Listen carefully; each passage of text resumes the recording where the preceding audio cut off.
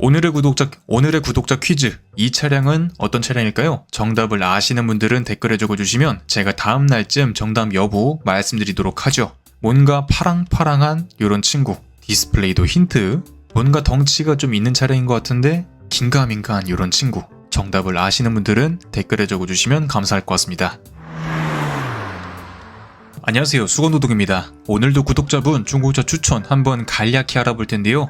여러분들도 간략히 추천을 원하신다면 영상 설명란에 있는 양식을 참고하셔서 여기 나가는 메일로 첨부해주시면 제가 순서대로 아주 열심히 만들어 보도록 하겠습니다. 오늘 구독자님, 예산은 1000에서 1500만원, 용도는 등하원 및 부모님 사용, 연 12000km, 거의 평균에 가까운 주행거리고, 월 가용 유지비는 적어주지 않으셨는데 항상 적어주셔야지 제가 비용에 맞는 견적 드릴 수 있고요. 유지비가 상관없어 이러면 그냥 기름 먹는 하마들이 옵션 좋지, 덩치 좋지, 성능 좋지 이런 경우가 많기 때문에 유지비를 적어주지 않으시면 비싼 거로 갈 수밖에 없다. 그리고 선호 디자인은 소형 SUV 혹은 세단, 선호 옵션은 후측방, 전방 센서 이 정도인데 요 정도 가격대에서 후측방 경보나 전방 센서 두 개 다 있는 차량은 조금 보기 힘들기 때문에 둘 중 하나만 챙겨도 솔직히 문제될 게 없다. 충분하다. 야, 7,000원 줄 테니까 순댓국 한 그릇에다가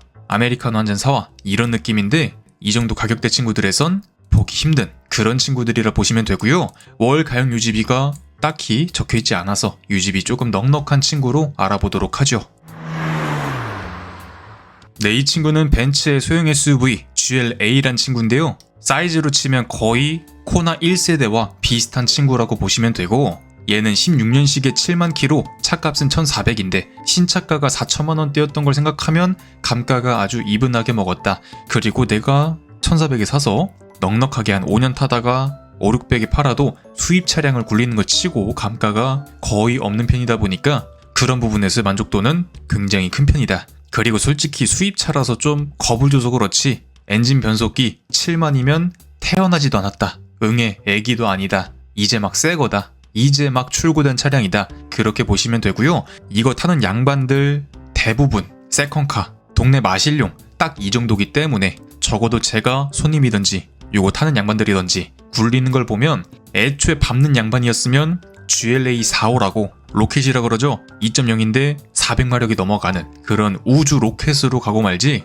쏘는 양반들은 일반 모델은 크게 관심이 없다. 물론 디젤이라서 일정 부분 한 2, 3주에 한 번은 장거리 타주는 게 매연 저감 장치 쪽에 좋지만 그거 외에는 뭐 관리에 어려움은 없다 보니까 똑같은 엔진 변속기 들어간 차량들 문제는 거의 10만 km 후반대부터 생기기 때문에 적어도 구매하셔서 되팔 때까지는 큰 문제는 없을 것 같다. 갖고 오셔서 할 건 키로수가 뭐 10만도 되지 않았기 때문에 새는 거 한 번씩 봐주시고 엔진 오일 바꿔주시면 한 10만원 초중반대 나올 것 같고, 주행거리가 평균 되니까 조금 병적으로 바꿔준다면 1년에 2번 정도. 그리고 겨울이라 그런지 매매상에 지금 자동차들 배터리 상태가 메롱인 경우가 너무 많아서 내가 이걸 뽑고 나서 주행을 꽤나 했는데도 배터리가 간당간당거려 한다면 그냥 배터리 교체하시면 한 20 얼마 나오니까 그렇게 보시면 될 것 같고요. 요거는 국산차도 마찬가지다. 그리고 인테리어는 뭔가 프리미엄의 벤츠를 생각했는데 그렇진 않은, 개인적으로 제일 싫어하는 게 여기 전화번호부인데 뭐 사진을 붙이든 뭐하든 이쪽은 가려주는 게 정신건강상 이롭다. 그리고 이 차량은 안드로이드 모니터 이 친구가 시공되어 있는데 뭐 티맵이나 카카오 내비, 유튜브 이런 것들도 시청할 수 있는 그냥 내 스마트폰이라고 보시면 돼요. 내 스마트폰이 차량하고 일체화되어 있다. 핫스팟을 연결해서 내 스마트폰하고 데이터 쉐어링 하면 된다고 보시면 되고요. 후방 카메라 있고 수입 차량들은 대개 전방, 후방 센서는 대부분 갖고 있다. 요 정도 연식대에선.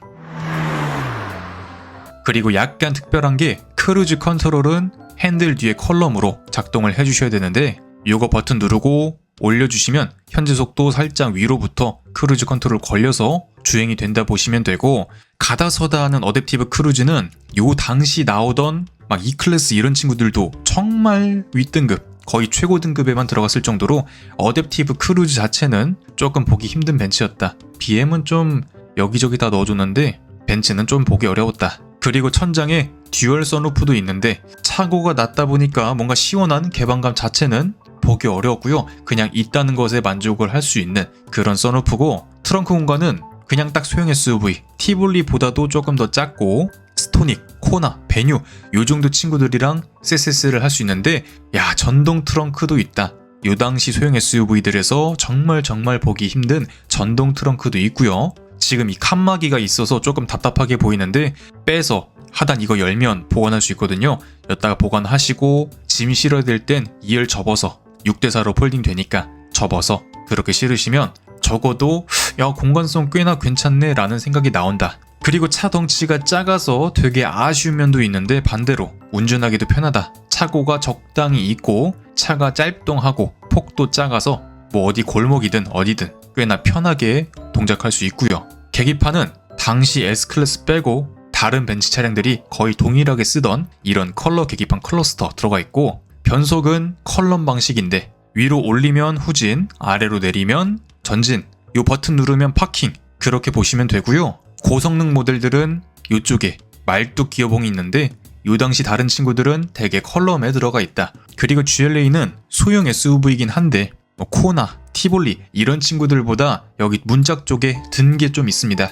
안에 까보면 그래도 나름 구조물들이 조금 더 짱짱하게 있기 때문에 실내 공간이 비교적 작게 느껴지는 건 사실이고 그래도 급치고 전반적으로 품질이 굉장히 좋은 편이기 때문에 물론 벤츠의 윗급 친구들에 비하면 세 발의 피지만 크롬, 인조가죽, 하이그로시 이런 게 적절히 짬뽕해서 들어가면서 급치고는 나쁘지 않다. 뭐 메모리 시트도 있지, 허리 받침대도 있지, 이 정도면 훌륭하지. 그리고 2열은 솔직히 말하면 성인이 타기에는 많이 아쉬울 만큼 아이들까지는 뭐 마지노선인데 성인이 타기에는 굉장히 좁다. 2열에 성인이 많이 탄다면 이 차량 자체를 고려하지 않겠지만 세컨카까진 괜찮은데 메인 패밀리카로는 절대 비추천드리는 부분이 있고 차라리 그렇다면 B클래스 쪽으로 가시면 2열이나 트렁크나 훨씬 여유로우니까 벤츠에서 나온 카렌스를 타고 싶어 하신다면 B클래스 쪽으로 보시면 어차피 엔진 변속기 똑같고 다른 부품들도 거의 비슷하고 껍데기만 다른 거니까.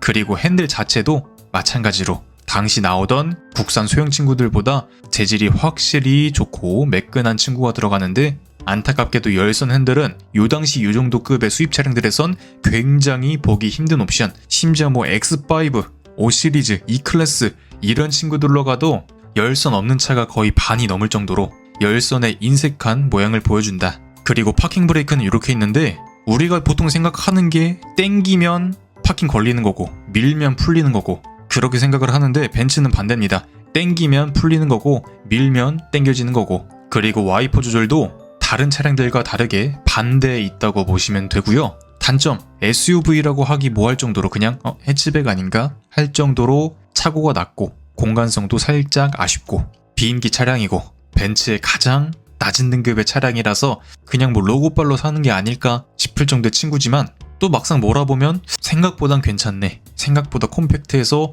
여기저기 다니기 좋고 편하게 탈 수 있는 막 타도 부담이 안 되는 그런 친구라고 생각이 들고요. 장점으론 세컨카, 동네 마실용 차량 했을 때 정말 만족감이 큰 소형 SUV이다 보니까 한 번이라도 시승을 해보시고 결정해보셨으면 좋을 것 같네요.